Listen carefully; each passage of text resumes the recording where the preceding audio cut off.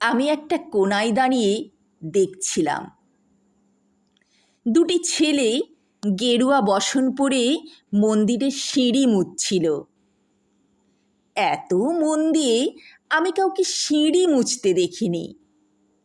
এত ভালোবাসা দিয়ে আমি কাউকে ধুলো তুলতে দেখিনি। সিঁড়ি নয়, যেন জননীর ত্বক থেকে ধুলো তুলছিল। এভাবে কেউ সিঁড়ি থেকে ধুলো মুছতে পারে আমি কোথাও দেখিনি।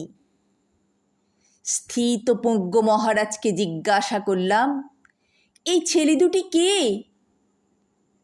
মহারাজ মৃদু হেসে বললেন, একজন নিউক্লিয়ার ফিজিসিস্ট, একজন IBM-এর 6 লাখ টাকার চাকরি ছেড়ে এখানে এসেছে।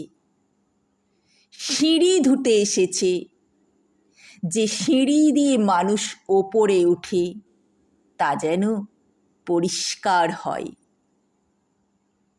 মহারাজ চলে গেছেন।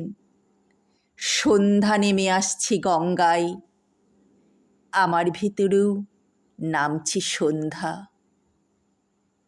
সারা পৃথিবীতে এত সিঁড়ি, সিঁড়িতে সিঁড়িতে এত দাগ, এত ক্রোধ, এত অপমান।